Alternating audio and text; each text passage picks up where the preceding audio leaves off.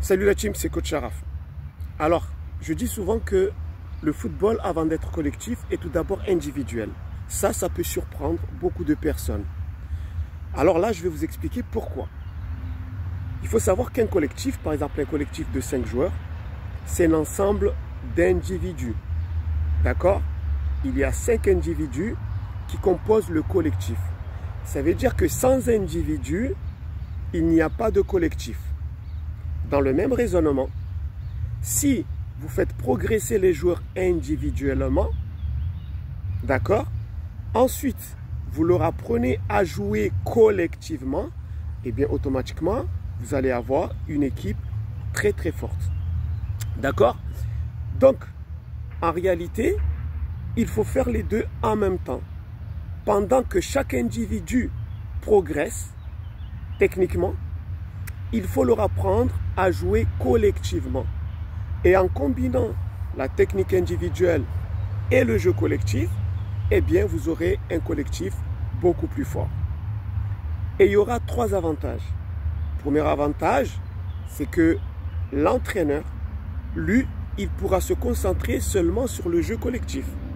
Si vous avez un préparateur technique individuel qui connaît bien son métier, comme la méthode que j'ai créée, la méthode Coach Sharaf Technique Fin Football, eh bien, l'entraîneur qui s'occupe du jeu collectif sera tranquille parce qu'il pourra se concentrer seulement sur le jeu collectif. Deuxième avantage, c'est au niveau du collectif lui-même.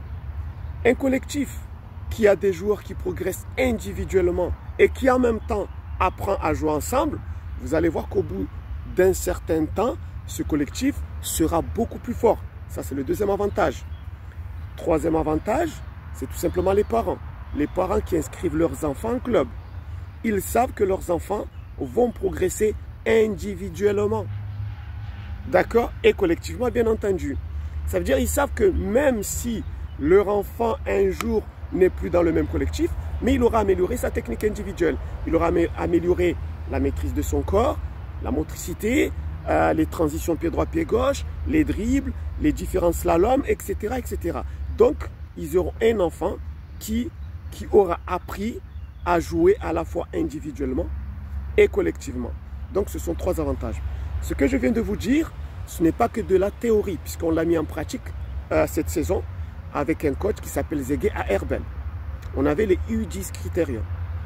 Et cette équipe qui était très faible en début de saison, à la fin de la saison, non seulement elle est devenue très forte, mais en plus elle a établi un record qui n'a, je ne vais pas dire jamais établi, mais qui a rarement été établi par une équipe de football. En 3 semaines seulement, ils ont enchaîné 4 tournois et ils les ont gagnés successivement. D'accord? Et ce n'est pas un hasard, parce qu'on a vu cette équipe évoluer au fil des mois jusqu'à devenir une très très bonne équipe en fin de saison. Donc, en réalité, c'est ce qu'on appelle une formation.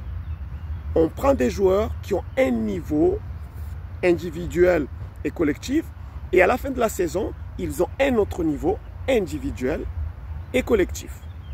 À très bientôt.